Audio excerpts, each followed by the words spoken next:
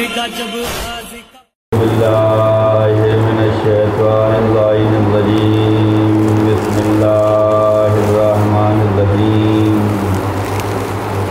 الحمدللہ الذی نور قلوبنا بمحبت الحسین وجدہ وابیہ وامہ واخیہ وبنیہ وشیعۃ آل محمد والصلاة والسلام على أشرف الأنبياء والمرسلين حبيب إله العالمين بالقاسم محمد وعلى آل بيت الطيبين الطاهرين المعصومين المظلومين السلام على الحسين وعلى آل ابن الحسين وعلى أولاد الحسين وعلى أصحاب الحسين لعن الله أمة قتلتك ولعن الله أمة ظلمتك ولعن الله أمة سمعت بذلك فرضيت به يا مولاي يا أبا عبد الله إني سلم لمن سالمكم وحرب لمن حاربكم وولی لمن والاکم إلى يوم القیامة اما بعد فقد قال اللہ تبارک وتعالی في کتابه المبین وهو أصدق الصادقین وقوله الحق بسم اللہ الرحمن الرحیم والعصر ان الانسان لفی خسر إلا الذين آمنوا وعملوا الصالحات وتواصوا بالحق وتواصوا بالصبر.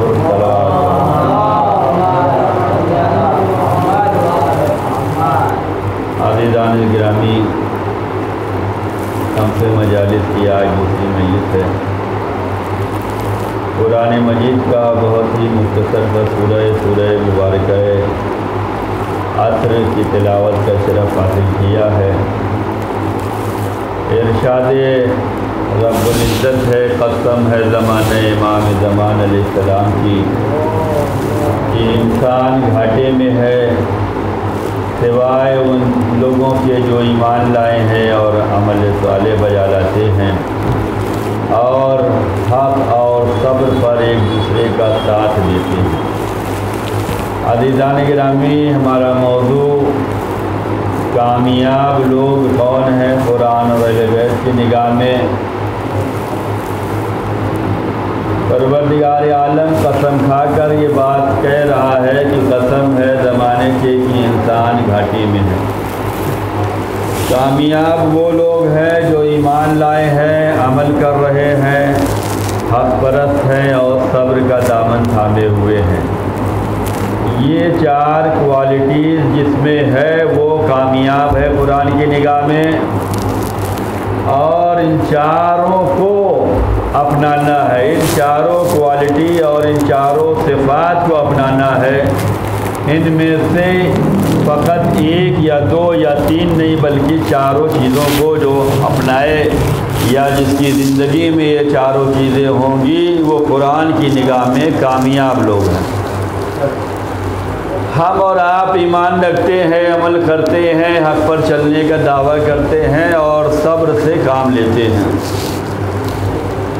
ایمان جتنا مضبوط ہوتا ہے اتنا ہی عمل بہتر ہوتا ہے، اور جتنا ایمان اور عمل بہتر ہوتا ہے اس کی نگاہ میں حق پرستی اتنی ہی اچھی ہوتی ہے. اور جو ایمان اور عمل حق پرست اور حق شناس ہوتا ہے وہی بندہ زمانے میں صبر کر کے دکھلاتا ہے کہ صبر کسے کہا جاتا ہے. کل ہم نے آپ کی خدمت میں عرض کیا تھا کہ اگر زندگی ہے تو ان چاروں چیزوں کو ہمیں اپنانا ہے. ایمان لائے اگر زندگی ہے تو عمل بھی کرنا ہے، اور اگر ایمان لائے اور مر گئے تو کامیاب ہیں، لیکن اگر زندہ ہے تو عمل کرنا پڑے گا. ایمان بھی لائے عمل بھی کر رہے ہیں، اگر ہم مر گئے تو زندگی کامیاب ہے، لیکن اگر ہم زندہ ہیں تو ایمان لانے کے بعد عمل بھی کر رہے ہیں، یہیں پہ ہمیں رکنا نہیں ہے اگر زندگی ہے. اللہ نے ہمیں اگر زندہ رکھا ہے تو ایمان اور عمل کے بعد ہمیں حق کا راستہ، حق شناس، حق کی معرفت، حق پرست، اس کو ہمیں سمجھنا ہوگا اور اس پہ ہمیں چلنا ہوگا۔ اور اگر اللہ نے زندگی دی ہے تو پھر ہمیں ان تینوں چیزوں کے ساتھ ساتھ صبر کا بھی مظاہرہ کرنا ہوگا۔ قرآن کریم میں اللہ نے یہ فرمایا ہے کہ ان اللہ مع الصابرین، اللہ صبر کرنے والوں کے ساتھ ہے۔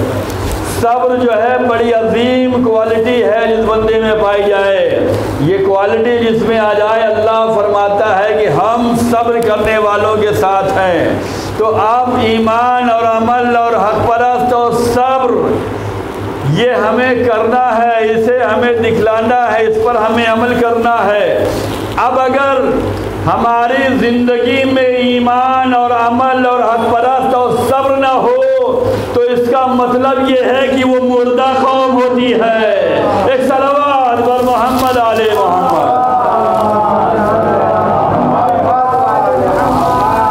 زندگی کی نشانی یہ ہے کہ ایمان ہے تو عمل کر کے دکھاؤ، زندگی کی نشانی یہ ہے کہ ایمان ہے اور عمل کر رہے ہو تو حق پرست بن کر دکھلاؤ، زندگی کی نشانی یہ ہے کہ ایمان اور عمل اور حق پرست ہونے کے ساتھ ساتھ صبر کا مظاہرہ کر کے دکھلاؤ، یہ زندگی ہے۔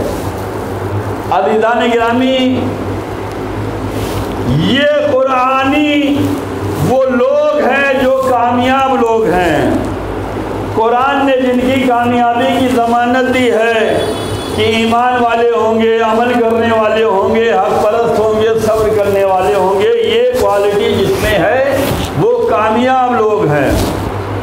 اہل بیت کی نگاہ میں کامیاب کون ہے؟ اہل بیت کی نگاہ میں کامیاب وہ لوگ ہیں جو اہل بیت کی خوشنودی کے لیے کام کرتے ہیں۔ اہل بیت علیہ السلام کیا چاہتے ہیں؟ اہل بیت وہی چاہتے ہیں جو خدا چاہتا ہے، اہل بیت وہی چاہتے ہیں جو قرآن چاہتا ہے، اہل بیت وہی چاہتے ہیں جو اسلام چاہتا ہے، اہل بیت وہی چاہتے ہیں جو دین چاہتا ہے، اہل بیت وہی چاہتے ہیں جو نیک انسان دیکھنا چاہتا ہے۔ تو اہل بیت کی نگاہ میں اگر کامیاب بننا ہے تو اللہ نے جو کچھ واجب قرار دیا ہے اسے بجا لائیے۔ اللہ یہ کہتا ہے کہ ہماری عبادت کے ساتھ ساتھ اپنے والدین کے ساتھ احسان کرنا۔ اللہ نے عبادت کو جو ہے احسان والدین کے ساتھ ملا کے رکھا ہے۔ قرآن میں بہت سے مقامات ہیں جہاں پر اللہ نے اپنی عبادتوں کو ملا کے رکھا ہے۔ اسی عبادتوں میں ایک ہے کہ عبادت خدا کے ساتھ ساتھ تمہارے اندر جو ہے والدین کے ساتھ احسان ہونا چاہیے۔ تو اہل بیت کی نگاہ میں معتبر و محترم و مقدس و منزلت والا کامیاب بندہ وہی ہے جو خدا کے راستے پہ چلے، جو خدا کی باتوں کو مانے۔ کل ہم نے بیان کیا تھا کہ جب ابراہیم اور اسماعیل جو تھے خدائی راستے پہ چلے تو کیسی زندگی گزری کہ زمانہ عید بنا رہا ہے۔ آج پیغام کے طور پہ یہ بات میں عرض کرنا چاہتا ہوں کہ جس گھر میں ماں باپ بیٹے کے ساتھ رشتہ اچھا ہوتا ہے وہی خاندان عبادت الہی اور احکام خداوندی میں آگے بڑھتے ہیں۔ میاں بیوی کے تعلقات اگر اچھے رہیں تو بیٹوں پہ اچھے اثر آئیں گے، اور اگر میاں بیوی کے تعلقات اچھے نہیں ہیں تو بیٹے پہ اچھا اثر نہیں آنے والا ہے۔ ابراہیم کا اپنی شریک حیات کے ساتھ تعلق اچھا ہے، بیٹا فرما بردار ہے۔ ماں نے بھی امتحان دیا، باپ نے بھی امتحان دیا، بیٹے نے بھی امتحان دیا۔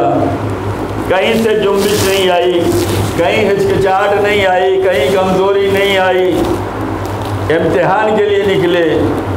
امتحان جب بندہ دیتا ہے تو اسے کامیابی ملتی ہے، بغیر امتحان کے کامیابی نہیں ملتی۔ ابراہیم کو اگر امام بنایا گیا ہے تو ان کا بھی امتحان لیا گیا۔ امتحان یہ تھا کہ ہم دیکھنا چاہتے ہیں کہ محبت ہم سے ہے یا اولاد سے ہے، ہم دیکھنا چاہتے ہیں محبت ہم سے ہے یا مال سے ہے۔ تو ابراہیم امتحان میں کامیاب ہو گئے کہ ہمیں محبت اللہ سے ہے۔ اب ہمیں بھی یہ دعوی محبت ہے کہ ہمیں نبی اللہ سے محبت ہے، ہمیں علی سے محبت ہے، ہمیں فاطمہ سے محبت ہے، ہمیں حسن مجتبیٰ سے محبت ہے، ہمیں حسین شہید کربلا سے محبت ہے۔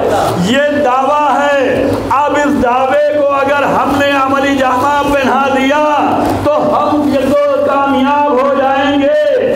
اللہ سے اگر محبت ہے تو اللہ امتحان دے کر آزمائے گا کہ دیکھے ہماری محبت میں کہاں تک آ سکتے ہو۔ ہمیں رسول اللہ سے محبت تھی، اس نے کہا کہ ہمارے اہل بیت کا خیال رکھنا۔ ہمیں محبت رسول تھی تو ہم نے اہل بیت سے محبت کر کے دکھلائی۔ ہمیں رسول سے محبت تھی تو ہم نے جو ہے اہل بیت کے راہ پہ چل کر دکھلایا۔ ایک صلوات پڑھ دے محمد علیہ محبت میں دیکھنا چاہ رہا تھا پروردگار ابراہیم کہاں تک جا سکتے ہو، محبت میں ہماری محبت میں کہاں تک۔ ابراہیم نے دکھلایا کہ اللہ کی محبت میں ہم بیٹے کے گلے پہ چھری چلا سکتے ہیں، اللہ کی محبت میں ہم جو ہے مال لٹا سکتے ہیں۔ اللہ کسی کی جان نہیں لیتا، اللہ کسی کا مال نہیں لیتا۔ اللہ جذبہ دیکھتا ہے، نیت دیکھتا ہے، خلوص دیکھتا ہے، عقیدہ دیکھتا ہے، ایمان دیکھتا ہے، عمل دیکھتا ہے۔ ایسے ہی ہمیں اگر نبی سے محبت ہے تو نبی نے مدینے کی گلیوں میں حسین کو اٹھا کر دکھلایا تھا۔ اگر ہمیں نبی سے محبت ہے تو نبی نے میدان غدیر میں علی کو اٹھا کر دکھلایا تھا۔ اگر ہمیں نبی سے محبت ہے تو نبی نے مدینے میں فاطمہ کے دروازے پہ سلام کر کے بتلایا تھا۔ اگر محبت ہے تو ہماری نگاہوں میں علی کا بھی مقام ہوگا۔ اگر ہمیں رسول سے محبت ہے تو ہماری نگاہ میں نبی کی بیٹی کا بھی احترام ہوگا۔ اگر ہماری نگاہ میں محبت رسول ہے تو مولا حسن کا بھی احترام ہوگا۔ اگر ہماری نگاہوں میں رسول اللہ کی محبت ہے تو حسین کی عزاداری بھی ہوگی، حسین کا ماتم بھی ہوگا۔ صلوات اور محمد علیہ محمد۔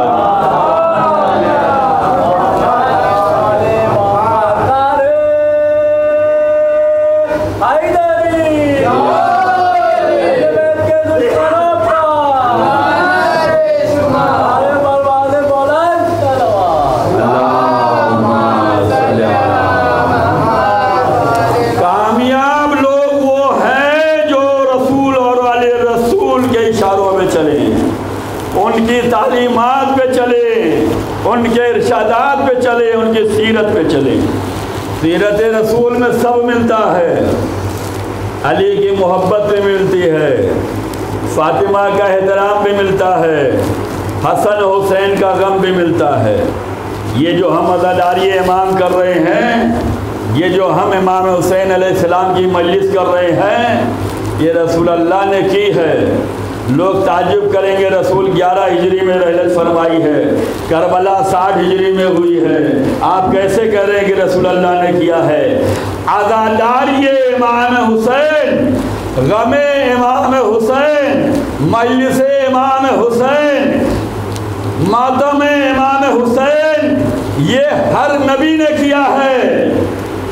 آپ اس پہ تعجب نہ کریں کہ صرف ہمارے نبی نے کیا ہے، یہ غم حسین ہر نبی نے کیا اور ہر ولی نے کیا، اور آج ہم کر رہے ہیں۔ نبیوں نے شہادت حسین سے پہلے غم منایا ہے، ہم جو ہے شہادت حسین کے بعد غم منا رہے ہیں۔ نبی اللہ نے تو فرمایا تھا، رسول کے ہاں جب نواسہ پیدا ہوا، لوگ سوچے رسول اللہ نے غم کہاں منایا؟ رسول اللہ نے غم منایا ہے، رسول نے غم حسین امت کے حوالے کیا ہے، رسول اللہ نے غم حسین اور محبت حسین کا پیغام اپنی امت کے حوالے کیا ہے اور بتلایا ہے یہ میرا نواسہ، اسے پہچانو، حسین مجھ سے ہے، میں حسین سے ہوں، یہ امام ہیں، بیٹھے رہے تو بھی امام ہے، کھڑے ہو جائے تو بھی امام ہیں، ان کو پہچانو، یہ سیدہ شباب اہل جنہ ہیں۔ رسول اللہ نے عظمت حسین اپنے زمانے میں دکھلائی، رسول اللہ نے غم حسین اپنے زمانے میں جو ہے منایا ہے، رسول اللہ جو ہے امام حسین کے غم میں آنسو اپنے زمانے میں بہا رہے ہیں۔ ہمیں خیال ہونا چاہیے، ہمارے زمانے میں ہمارے سامنے تاریخ ہونی چاہیے۔ اگر ہم رسول سے محبت کے دعوے دار ہیں تو ہمیں رسول کی سیرت ہماری نگاہوں میں ہونی چاہیے۔ جب رسول کے یہاں نواسہ پیدا ہوا تو اللہ کی طرف سے جبرائیل مبارکبادی دینے کے لیے چلے، اور جب جبریل چلے تو اللہ نے کہا اپنے ساتھ یہ ملک کو لے جاؤ، فرشتوں کو لے جاؤ، یہ بھی تمہارے ساتھ جائیں گے، یہ بھی مبارک دیں گے۔ نبی کے نواسے کی ولادت کے موقع پر نبی کو مبارکباد دینے کے لیے فرشتے آ رہے ہیں، اللہ نے بھیجا ہے، جبریل کی قیادت میں آ رہے ہیں۔ ان فرشتوں کا گزر وہاں سے ہوا، ایک ایسے جزیرے سے ہوا۔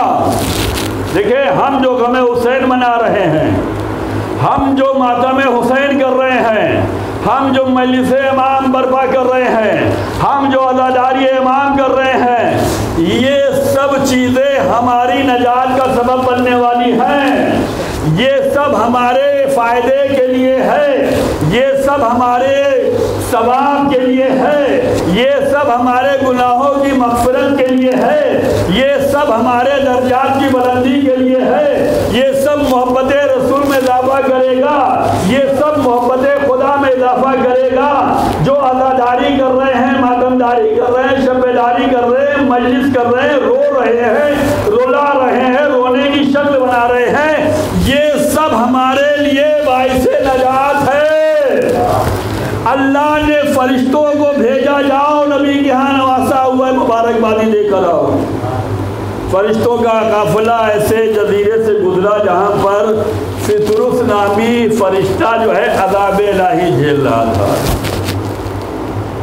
دیکھیں، مجلس وہی ہے جس میں وعظ و نصیحت ہو، مجلس وہی ہے جس میں پیغام ائمہ معصومین ہو، مجلس وہی ہے جس میں خدا رسول اور امام کی باتیں ہوں، مجلس وہی ہے جس میں اہل بیت اطہار کی تعلیمات ہو، مجلس وہی ہے جس میں نیک راستے پہ لے جانے کی کوشش ہو، مجلس وہی ہوتی ہے جس میں انسان کو عمل کی دعوت دی جائے، عمل کی دعوت دی جائے، عقیدے کی دعوت دی جائے، ایمان میں اضافے کی دعوت دی جائے۔ ہمارا نوجوان ایمان اور عمل اور عقیدے میں آگے بڑھنا چاہیے۔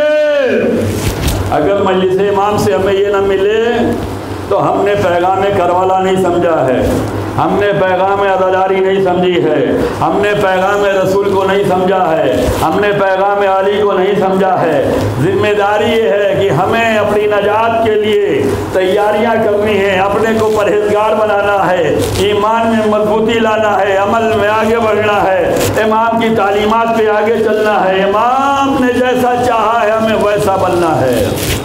یہ فرشتوں کا قافلہ ایک ایسے جزیرے سے گزر رہا ہے جہاں فطرس نامی فرشتہ عذاب الہی میں ہے۔ آپ کا سنا سنایا واقعہ ہے، گہوارے سے مس کیا ہے، میں وہاں پر آؤں گا، لیکن یہ فرشتے کو عذاب الہی کیوں آیا اور اس فرشتے نے عذاب الہی میں کیا اختیار کیا، یہ بھی ہمیں سمجھنا ہے اور اس کے نصیحتوں کو ہمیں اپنی زندگی میں نافذ کرنا ہے۔ یہ فرشتہ ہے جس نے حکم خداوندی کو بجا لانے میں تھوڑی سی کوتاہی کی ہے، تھوڑی سی، ہمارے اور آپ کی طرح نہیں ہے نماز قضا ہو گئی کوئی مسئلہ نہیں، جبکہ اب کا زمانہ الحمدللہ اتنا اچھا ہے کہ مجلس امام حسین میں آنے کے بعد ہر عزادار نماز کا پابند ہو چکا ہے۔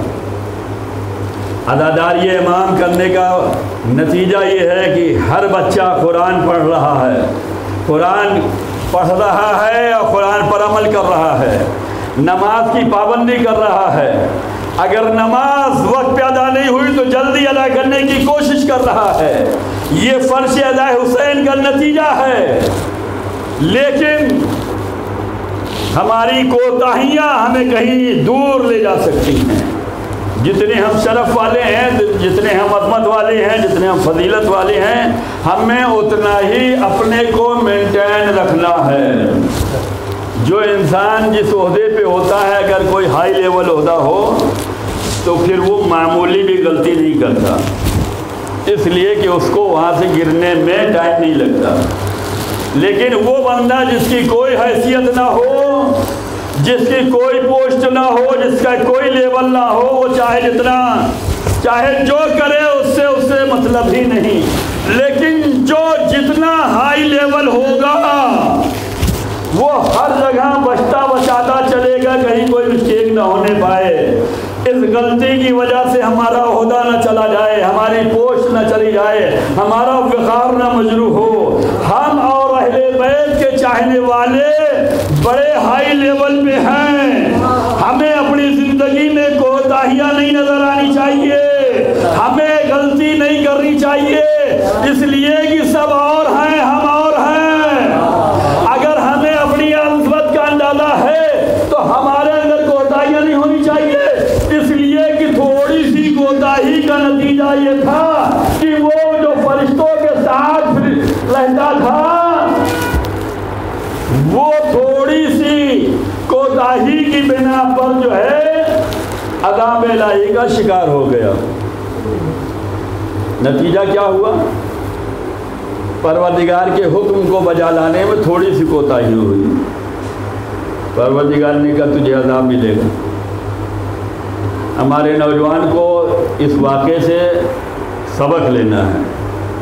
وہ سبق یہ ہے کہ جب فطرت سے کوتاہی ہوئی اور اللہ نے کہا عذاب الہی دوں گا، لیکن تمہیں اختیار دیتا ہوں کہ تم عذاب الہی کو دنیا میں برداشت کرو گے یا آخرت میں۔ عذاب الہی ہوگا اس لیے کہ تم نے کوتاہی کی ہے، تھوڑی سی دیری کی حکم خدا بجا لانے میں، عذاب ہوگا، لیکن اے فطرت نے اختیار دیتا ہوں، سزا دنیا میں لینا ہے یا آخرت میں لینا ہے۔ تو اس نے کہا پروردگار دنیا کی سزا جو ہے وہ معمولی ہوتی ہے، ہلکی ہوتی ہے، وقتی ہوتی ہے، ایک لمیٹڈ ہوتی ہے، وقت معین ہوتا ہے، یہاں برداشت کر لے جانا بڑا آسان ہوتا ہے، لیکن تیری آخرت کی سزا میں نہیں برداشت کر پاؤں گا، آخرت میں جو عذاب ہوگا اسے میں نہیں برداشت کر پاؤں گا۔ پروردگار مجھے دنیا میں سزا دے، آخرت میں نہیں۔ ہم اور آپ علی کے چاہنے والے ہیں، مولا علی نے دعائے کمائل میں فرمایا ہے اے پروردگار تیرے عذاب سے جو ہے بچ جانا نامحال ہے، تیرے عذاب سے بچ جانا یہ محال نہیں ہے، اس سے کوئی بچ نہیں سکتا، اور تیرا عذاب ایسا ہوگا جو تیرے غضب کی وجہ سے ہوگا، اور تیرے غضب کو نہ آسمان برداشت کر سکتا ہے نہ زمین برداشت کر سکتی ہے۔ جبکہ دنیا میں دیکھتے ہیں کہ لوگ جھوٹ بول رہے ہیں، جھوٹ گناہ کبیرہ ہے، بڑا گناہ ہے، یہ جھوٹ ہر برائی کی کنجی ہے، جھوٹ کو برائی کی کنجی کہا گیا ہے، اگر جھوٹ بولنے لگے تو سب گناہ کرنے لگیں گے۔ جھوٹ ہم یہاں جھوٹ بھی بولتے ہیں، غیبت بھی کرتے ہیں، برائی بھی کرتے ہیں، لڑاتے بھی ہیں، لوگوں میں مزہ بھی لیتے ہیں، سب کچھ کر رہے ہیں، لوگوں میں اختلاف بھی ڈال رہے ہیں، اور اس امید میں بیٹھتے ہیں کہ اللہ کے ہاں معاف کروا لیں گے، جبکہ معاف کیا کروانا ہے؟ لیکن ہمارا عمل یہ ہے کہ اللہ کے ہاں معاف کروائیں گے، مرنے کے بعد معاف کروائیں گے، وہاں دیکھا جائے گا۔ جبکہ فطرس کی اسٹوری یہ بتا رہی ہے کہ وہاں کا عذاب بڑا سخت ہوگا۔ اگر معاف کرانا ہے تو اسی دنیا میں کرا لو، معافی مانگنا ہے تو یہیں کر لو، توبہ کرنا ہے یہیں کر لو، استغفار پڑھنا ہے یہیں کر لو، اس لیے کہ یہاں کا معاملہ بڑا آسان معاملہ ہے۔ ایک کوتاہی کی وجہ سے پروردگار عالم نے فطرت کو سزا دی اور اختیار دیا کہ دنیا میں سزا لینا یا آخرت، اس نے کہا پروردگار دنیا میں ایک ہلکی سی کوتاہی کی بنا پر پروردگار نے فطرت کو 500 سال سے زیادہ سزا دی۔ ایک ہلکی سی کوتاہی کی بنا پر اللہ نے فطرت جیسے ملک کو 500 سال دنیا میں سزا دی، اور سزا یہ دی کہ آنکھوں کی پلکوں کے سہارے اسے جزیرے میں لٹکایا گیا ہے۔ بعض بندے سوچیں گے کہ مولانا کیا پڑھ رہے ہیں، یہ آنکھوں کی پلکیں تو بہت کمزور ہوتی ہیں، اسے کون لٹکایا جا سکتا ہے؟ آپ کا سوچنا اپنی جگہ ہے، لیکن جو سزا دے رہا ہے وہ اس کی قدرت ہر چیز پہ چھائی ہوئی ہے۔ فرشتے اس جزیرے سے گزر رہے ہیں جو 500 سال سے عذاب الہی برداشت کر رہا ہے۔ فطرس نے دیکھا جبریل جا رہے ہیں، ان کے ساتھ قافلہ جا رہا ہے، کہا جبریل کہاں جا رہے ہیں؟ کہا ہم رسول کے گھر جا رہے ہیں، نبی کے یہاں نوازا ہوا ہے، مبارکبادی دینے جا رہے ہیں۔ فطرس نے کہا جبریل ہمیں بھی لے چلو۔ اللہ سے جبریل نے اللہ سے اجازت لی۔ جب اذن خدا مل گیا تو جبریل فطرس کو لے کر جو چلے اور مدینے میں پہنچے، رسول اللہ کی بارگاہ میں حاضر ہوئے۔ یا رسول اللہ، ہم لوگ آپ کے ہاں مبارکبادی کے لیے آئے ہیں، آپ کو اللہ نے نوازا دیا ہے، تو اس نوازے کی مبارکبادی دینے کے لیے آئے ہیں، اللہ کا درود و سلام لے کر آئے ہیں، اللہ کی طرف سے مبارکبادی لے کر آئے ہیں، ہم لوگ بھی مبارکباد دے رہے ہیں، اور یہ عذاب الہی میں گرفتار فرشتہ دلائے ہیں، اس کی بھی یہ خواہش تھی کہ ہمیں بھی لے چلو۔ عزیزان گرامی، اگر یہاں تک واقعہ آپ کے ذہنوں میں آ گیا ہے تو اب یہیں سے میں کہنا چاہتا ہوں کہ اگر ہمیں رسول سے محبت ہے، ہمیں اگر خدا سے محبت ہے، اہل بیت سے محبت ہے، تو محبت میں یہ بتلایا گیا ہے، یہ اسٹوری یہ بتلا رہی ہے کہ اگر نبی کے یہاں نواسا پیدا ہوا ہے تو حسین کی ولادت کی مبارکبادی دینے کے لیے اللہ نے فرشتوں کو بھیجا ہے۔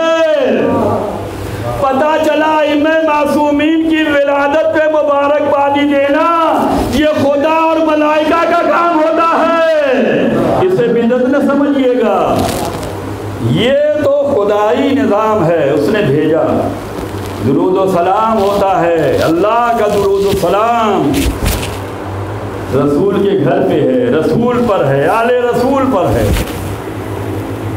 فطرس کو کا ماجرا رسول کی بارگاہ میں پیش کیا، کیا رسول اللہ، اس کی خواہش ہوئی، اس نے خدا سے ہم لے کر آئے ہیں، 500 سال سے عذاب الہی جیل دار۔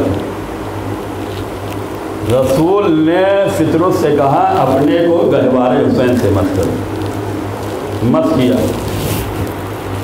اللہ نے اسے بالوں پر دے دیے، شفا یابی مل گئی، نجات مل گئی، اس کا عذاب ٹل گیا، اسے کامیابی مل گئی۔ اگر بات یہاں تک سمجھ میں آ گئی تو میں عزاداروں کے جذبوں سے جو ہے تھوڑا سا سوال کرنا چاہتا ہوں اور ان کے ایمان اور عمل اور عقیدے میں اضافہ کرنا چاہتا ہوں کہ آپ جو ہے جس جگہ بیٹھے ہیں اس جگہ کی قدر کیجئے گا، اس جگہ کو شرف سمجھیے گا، اس جگہ آنے پہ آپ اپنی فضیلت کو سمجھیے گا۔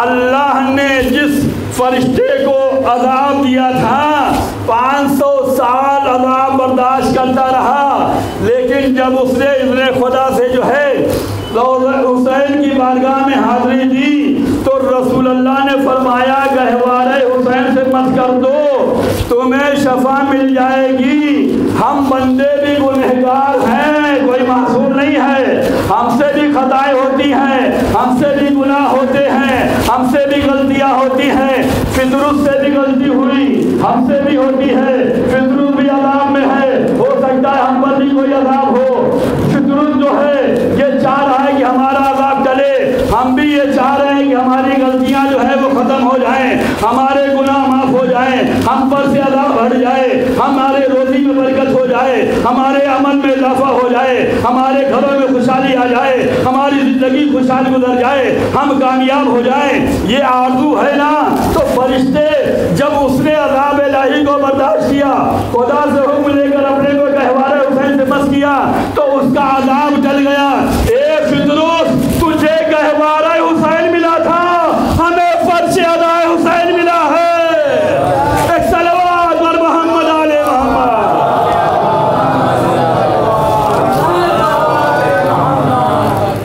فطرت کی معافی کے لیے گہوارہ حسین ملا ہے، ہماری توبہ و استغفار اور گناہوں کی مغفرت کے لیے فرش ادائے حسین ملا ہے۔ ہم اور آپ منتیں مانگتے ہیں، امتحان میں پاس ہو جائیں، جاب مل جائے، اس پوسٹ پہ پہنچ جائیں، یہاں شادی ہو جائے، یہاں اولاد ہو جائے، بھائی بھائی میں دوستی ہو جائے، ماں باپ ہمارا خیال رکھنے لگیں، ماں باپ سوچتے اولاد ہمارا خیال رکھ دے، یہ سب منتیں ہماری ہیں کہ نہیں؟ ابھی منتوں کا رواج ہے نا، منت مانتے ہیں، مجلس میں آ کر منت مان رہے ہیں، تابوت کا بوسہ لے کر منت مان رہے ہیں، مولا عباس کا علم اٹھا کر منت مان رہے ہیں، امام بارگاہ میں آ کر منت مانتے ہیں، نماز پڑھ کر جو ہے دعا مانگتے ہیں کہ پروردگار ہماری یہ منت ہے پوری ہو جائے۔ آپ کو سب کچھ مل جاتا ہے، چاہے وہ غم حسین کے صدقے میں مل جائے، چاہے عزاداری حسین کے صدقے میں مل جائے، چاہے مجلس حسین کے صدقے میں مل جائے، چاہے محبت حسین میں مل جائے، چاہے خدا کی محبت میں مل جائے، چاہے دعا کی شکل میں مل جائے، چاہے مناجات کی شکل میں مل جائے، چاہے حاجات کی شکل میں مل جائے، ہماری دعائیں قبول ہو جاتی ہیں، منت پوری ہو جاتی ہے۔ اس منت کو آپ کتنے دن یاد رکھتے ہیں؟ کتنے دن؟ جب تک ہم پاس نہیں ہوئے دعا تھی پروردگار یہ منت مان رہا ہوں، پاس ہو جاؤں گا، روزہ رکھوں گا، قرآن پڑھوں گا، نماز پڑھوں گا، زیارت عاشورہ پڑھوں گا، زیارت وارثہ پڑھوں گا، زیارت امن اللہ پڑھوں گا، زیارت امام پڑھوں گا، دعائے امام پڑھوں گا، صدقہ دوں گا، لوگوں کی مدد کروں گا، جیسی جیسی منت ہے۔ یہ تو آپ کے ایمان اور عقیدے پر ہے کہ جیسی آپ منت مانیں، منت پوری ہو گئی، آپ پاس ہو گئے۔ آپ نے منت بڑھائی، کتنے دن یاد رکھیں؟ ہم پاس ہو گئے، آ کے مولا کی بارگاہ میں نظر دے دی اور ہم نے سمجھا کہ بس ہمارا کام ہو گیا، جبکہ منت مانگتے وقت آپ نے زمانہ زیادہ لگایا ہے۔ جب تک امتحان شروع نہیں ہوا تھا تب سے لگے تھے، امتحان چل رہا ہے، مان رہے، جیسے وقت گزرتا گیا، قریب ہوتا گیا، ویسے ویسے آپ کی دھڑکنیں تیز ہوتی گئیں، ویسے ویسے آپ کی نیت جذبہ بدلتا گیا، مولا بس وقت کم رہ گیا ہے، یہ رہ گیا ہے۔ دعا مانگتے مانگتے مہینے لگ جاتے ہیں، اب منت کی بھرپائی ایک نظر و نیاز میں ختم کر دیتے ہیں، ہے نا ایسا؟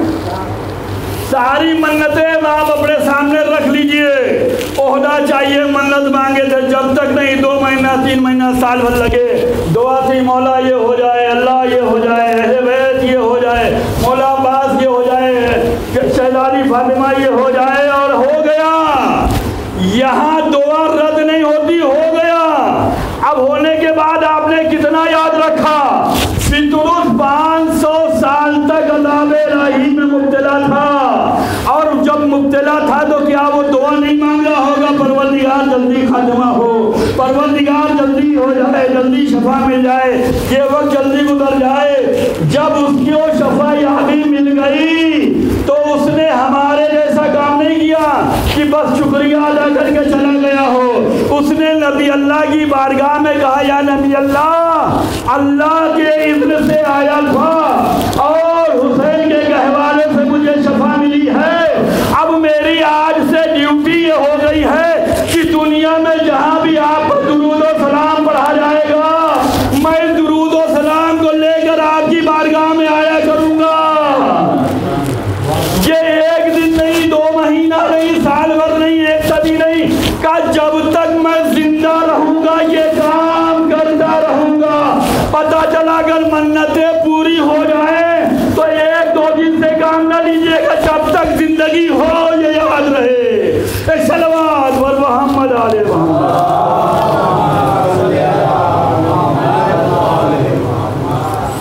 تو اہل بیت کی نگاہ میں وہ لوگ کامیاب ہیں جو ماں باپ کا خیال رکھتے ہیں۔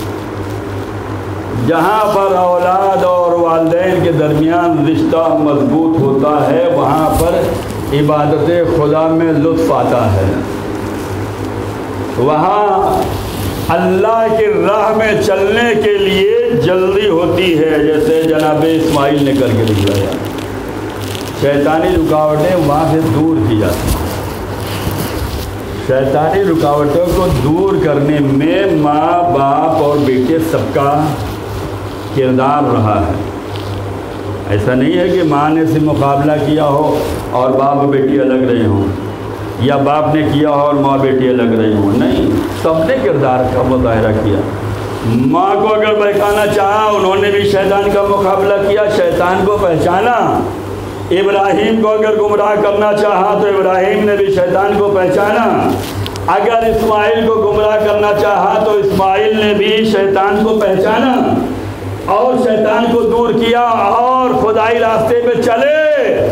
جب خدائی راستے پہ چلے تو اللہ نے کہا اے ابراہیم، ہم نے تمہیں امتحان میں کامیاب پایا، اب ہم تمہیں لوگوں کا امام بناتے ہیں۔ اب لوگوں کو جو ہے ہم امام بناتے ہیں، آپ نے امتحان میں کامیابی حاصل کی ہے، اب ہم جو ہے لوگوں کا امام بناتے ہیں۔ پتہ چلا امتحان میں کامیابی تبھی ہوگی جب رکاوٹوں کا مقابلہ کرتے ہوئے آگے بڑھیں گے۔ آج کا زمانہ مسلمانوں کے خلاف ہے۔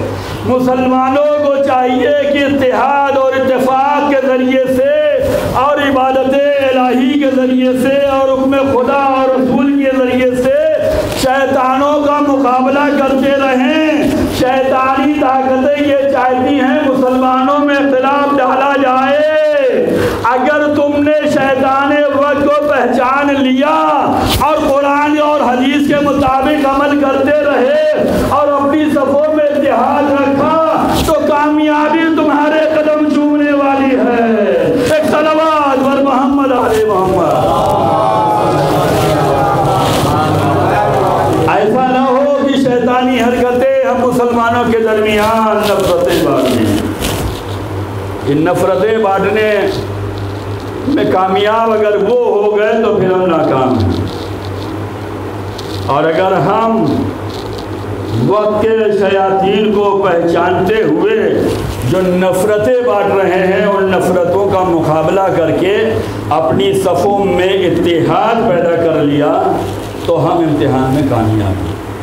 وَاعْتَصِمُوا بِحَبْلِ اللَّهِ، قرآن کہہ رہا ہے اللہ کی رسی کو مضبوطی سے پکڑے رہو۔ اختلاف نہیں کرنا ہے، اتحاد، محبت، ہمدردی۔ اسلام اگر سمجھنا چاہتے ہو یا اسلام کا پیغام لوگوں تک نشر کرنا چاہتے ہو تو اسلام کی تعلیمات میں یہ بھی ہے کہ 3 چیزیں ہیں جس میں مذہب و ملت، عقیدہ اور عمل اور یہ سب نہیں دکھایا جاتا، جبکہ ہم مسلمان تبھی ہیں جب ہم خدا پر ایمان رکھتے ہوں، عقیدہ رکھتے ہوں، عمل کرتے ہوں، تب ہم مسلمان ہیں۔ لیکن بحیثیت مسلمان 3 ذمہ داریاں ایسی ہیں جس میں نہ تمہارا دین دیکھا جائے گا، نہ تمہارا مذہب دیکھا جائے گا، نہ تمہارا ایمان دیکھا جائے گا، نہ تمہارا عمل دیکھا جائے گا، نہ تمہارا جذبہ دیکھا جائے گا۔ ان 3 کاموں کو کر لو، دنیا تمہارے قدم چومے گی۔ اگر تم پرچم اسلام کو سربلندی پہ دیکھنا چاہ رہے ہو، لوگوں کی نگاہ میں اسلام کا وقار دیکھنا ہو، تو تم یہ 3 کام کر لو۔ رسول اللہ نے فرمایا مسلمانوں پہ 3 کام ہے، ان میں جو ہے کسی کو مذہب و ملت نہیں دیکھنا ہے، اپنا پرایا نہیں دیکھنا ہے۔ رسول اللہ فرما رہے 3 کام جس میں مذہب و ملت نہیں دیکھنا ہے، ایمان عقیدہ یہ سب نہیں دیکھنا ہے، اپنے اور پرائے نہیں دیکھنا ہے۔ وہ 3 کام کیا ہے؟ پہلا یہ ہے کہ پڑوسیوں کا خیال رکھنا ہے۔ اسلام مسلمانوں سے یہ چاہتا ہے کہ اگر تمہارے پڑوس میں کوئی نان مسلم ہے تو تم بحیثیت مسلمان اس پڑوسی کا خیال رکھو۔ اس میں یہ نہیں کہہ سکتے کہ ہم تو مومن ہیں وہ غیر مومن ہیں، ہم مسلم ہیں وہ غیر مسلم ہیں، یہ ہم ایمان والے ہیں ہم تو حسینی ہیں وہ یزیدی ہیں۔ نہیں، یہاں پر ایمان عقیدہ جذبہ مذہب و ملت کچھ نہیں دیکھنا ہے۔ اگر تم اپنے کو مسلمان سمجھتے ہو تو رسول کا فرمان یہ ہے کہ اپنے پڑوسی کا خیال رکھنا ہے۔ یہ کام اگر ہم نے نافذ کر دیا، یہ کام اگر ہم نے اسے عملی جامہ پہنا دیا تو پھر ہمارا سماج بہترین راستے پہ چلے گا، ہمارا محلہ بہترین محلہ ہوگا، ہمارا علاقہ بہترین علاقہ ہوگا، لوگوں کے اندر محبتیں ہوں گی، محبت ہوگی۔ اور یہ محبت، جس محبت کے بل پہ آپ یہاں آئے ہیں، یہ محبت پیدا کیسے ہوتی ہے؟ یہ محبت بڑھتی کیسے ہے؟ حدیث میں آیا ہے کہ تم لوگ جنت میں داخل نہیں ہو سکتے جب تک مومن نہ بن جاؤ۔ حدیث میں ہے کہ تم لوگ جنت میں داخل نہیں ہو سکتے جب تک مومن نہ بن جاؤ، اور تم لوگ مومن نہیں بن سکتے جب تک محب نہ بن جاؤ، اور تم لوگ محب نہیں بن سکتے جب تک سلام کو رائج نہ کر لو۔ حدیث ادھر سے ہے، جنت میں داخل نہیں ہو سکتے جب تک تم مومن نہ بنو، مومن بن نہیں سکتے جب تک محبت کرنا نہ سیکھ جاؤ، محبت ہو نہیں سکتی جب تک تم ایک دوسرے میں سلام کو رائج نہ کر لو۔ اب ادھر سے چلیے، سلام کو رائج کریں گے تو محبت بڑھے گی، محبت بڑھے گی تو ایمان پیدا ہوگا، ایمان پیدا ہوگا تو جنت میں داخلہ ہوگا، جنت میں جانا چاہتے ہو تو مومن بنو، مومن بننا چاہتے ہو محب بنو، محب بننا چاہتے ہو اپنے سماج میں سلام کو رائج کرو، سلام کو رائج کرو گے محبت بڑھے گی، محبت بڑھے گی، ایمان حاصل ہوگا، ایمان حاصل ہو جائے گا، جنت میں داخلہ ہو جائے گا۔ یہ ہے حدیث۔ اگر بات یہاں تک سمجھ میں آ گئی تو اب میں بتلاؤں کہ سلام کرنے سے محبت بڑھتی ہے۔ جب بھی کسی سے ملے تو سلام کریں، بچے گھروں میں سلام کریں، بڑے اپنے کاروبار زندگی میں سلام کریں، جو بھی ملے سلام کرتے جاؤ، سلام کرنے والے کو فائدہ زیادہ ملنے والا ہے، سلام کرنے والے کو فائدہ زیادہ ملنے والا ہے، جواب دینا واجب ہو جائے گا، سلام کرنا ہے سنت، جواب دینا ہے واجب، نماز ہے سب سے افضل عبادت، نماز میں ادھر ادھر کا خیال نہیں آنا ہے، نماز میں حساب و کتاب نہیں کرنا ہے، نماز جب پڑھنے کے لیے کھڑے ہوں گے تو ادھر ادھر کا خیال نہ ہو، ہمیں اللہ کی بارگاہ میں کھڑے ہو کر اللہ کے لیے عبادت کرنی ہے۔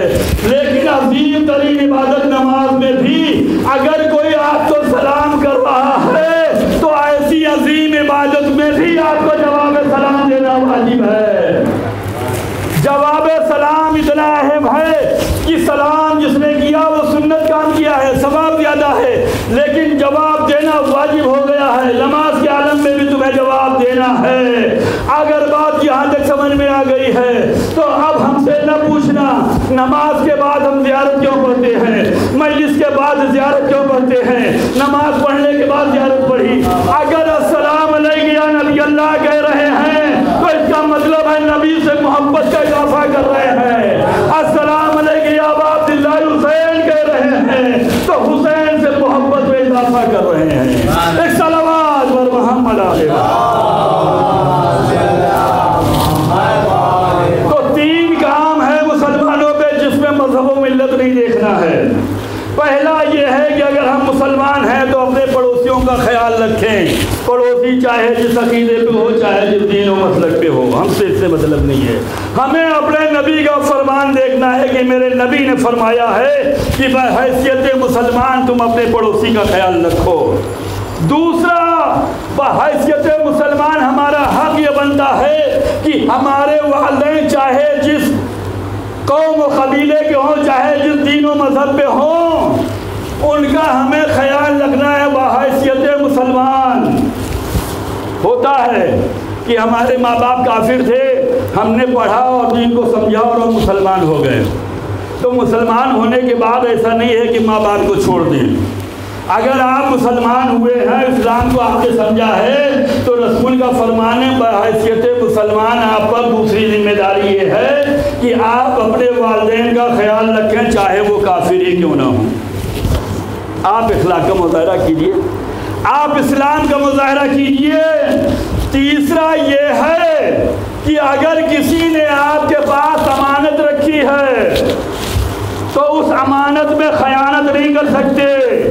ये नहीं कह सकते कि हम तो हैं मुसलमान और वो है काफिर, वो है मुनाफिक, वो है जालिम, वो है कातिल, वो हमारे दीन पे नहीं है। नहीं, बहैसियत मुसलमान आप पर तीन जिम्मेदारी है कि पड़ोसियों का ख्याल रखना है, माँ बाप का ख्याल रखना है, अमानत में खयानत नहीं करना है। किसी ने अगर रखा तो उसमें खयानत न कीजिएगा, जैसी रखी है वैसे ही पहुंचाइएगा। और अली वालों से बढ़कर अमानत को कौन समझेगा। रसूल शबे हिजरत अली को 40 तलवारों के साए में जो सुला के जा रहे हैं, एक मेरे मौला नबी अल्लाह ये तलवारों के साए में अपने भाई को, अपने जानशीन को दुश्मनों के नरके में छोड़ के क्यों जा रहे हैं। शबे हिजरत अली क्यों सोए हैं तलवारों के साए में, और फौज तैयार है, लश्कर तैयार है, या कबीले वाले तलवार लिए खड़े हैं। हम नबी को आज छोड़ेंगे नहीं। शबे हिजरत अली को अपने बिस्तर पे रसूल सुला के गए और ये कह के गए, अली जब सुबह होगी तो इन मुनाफिकों और इन काफिरों और मुशरिकों की अमानत वापस करके फिर चले आइएगा। रसूल ने अगर शबे हिजरत अली को तलवार के साए में सुलाया है तो अपनी जान बचाने के लिए नहीं सुलाया है, अमानत को वापस पलटाने के लिए सुलाया है। एक सलावत वर मोहम्मद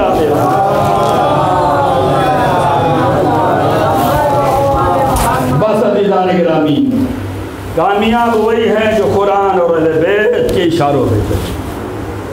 जिंदगी उन्हीं की कामयाब है जो तालीमात अहले बैत पर अमल करते हों, जो सीरत रसूल पे चलते हों, सीरत अहले बैत पे चलते हों, जिनके दिलों में करबला हो, जिनके वजूद में करबला हो, जिनके दिलों में आज़ादार के हुसैन हो, जिनके दिलो दिमाग में गमे हुसैन हो। कामयाब वो लोग हैं। कल हमने अर्ज़ किया था कि बाप के दिल में बेटे की मोहब्बत करबला के मैदान में, बेटे के दिल में बाप की मोहब्बत का भी अंदाज़ा आप लगाएं कि हुसैन के दिल में मोहब्बत थी, तड़प उठी कि एक बार मेरा लाल आ जाए, मैं सीने से लगा लूँ।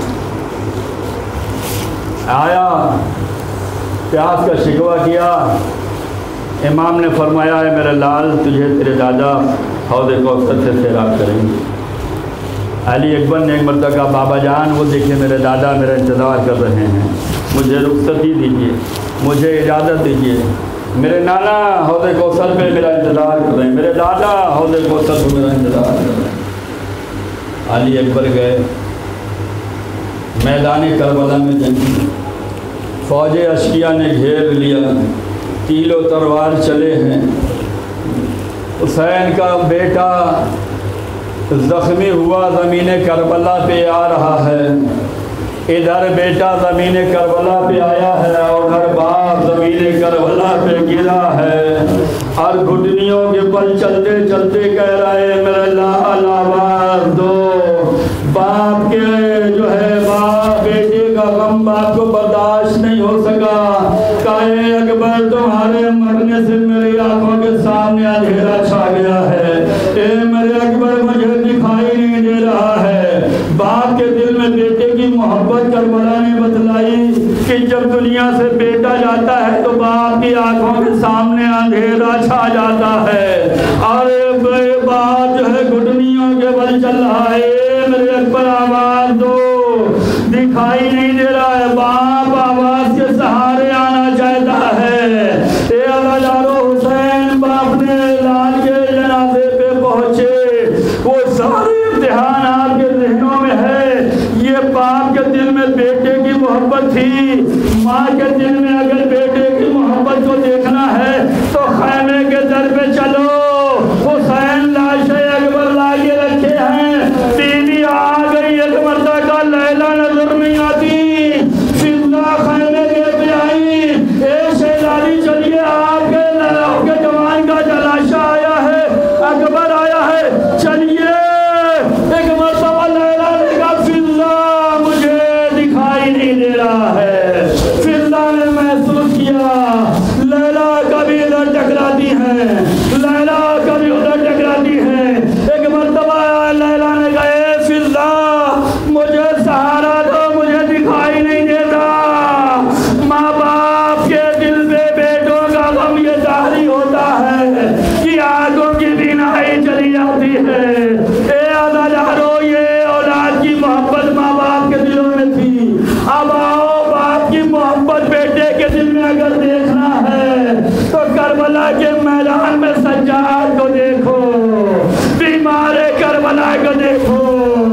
اے عزادارو عاشور کو لاش حسین پامال کر دیا گیا، سارے لاشیں شہداء کے دو گھوڑوں سے پامال کیے گئے، لیکن میرے مولا حسین کا لاشا 10 گھوڑوں کے ذریعے پامال کیا گیا۔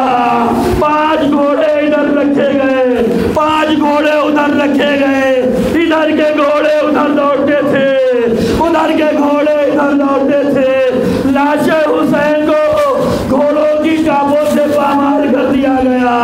یہ ظالمین اپنے سردار کے پاس پہنچے، کہتے اے سردار ابن زیاد سے مجھے انعام دلائیے گا۔ کہا کیوں؟ کہا میں نے لاش حسین کو پامال کیا ہے، اگر پامالی کو دیکھنا ہے تو میرے گھوڑوں کی چابوں کو دیکھ لو، اندازہ ہو جائے گا کہ لاش حسین کیسے پامال کی ہے۔ اے عزادارو بیٹے کے غم، بیٹے کے دل میں باپ کا غم کیسا ہوتا ہے۔ 11 محرم کو سجاد اسی کربلا سے گزرے، اپنے بابا کے پامال لاشے کو دیکھا، نگاہ جمائے رہے۔ زینب ناقے پہ سوار حسن بستا ہے، زینب نے دیکھا عجب نہیں سجاد کی روح پرواز کر جائے گی۔ ایک مرتبہ زینب نے اپنے کو ناقے سے گرایا، اے شہزادی زینب آپ تو اپنے کو ناقے سے گرا رہی ہیں۔ ارے زینب اور عباس زمین کربلا پہ اسی انداز میں آئے، سارے شہداء جب سین سے گرتے تھے ہاتھوں کے سہارے، عباس گرے تو سر کے سہارے، زینب جب ناقے سے گری تو رسم بستا تھی، سر کے سہارے گری۔ ایک مرتبہ سید سجاد نے پھوپھی اماں کو دیکھا، اے پھوپھی اماں یہ کیا کیا؟ کہے میرے لال میں سمجھ رہی تھی کہ اگر تمہارا خیال تمہارے بابا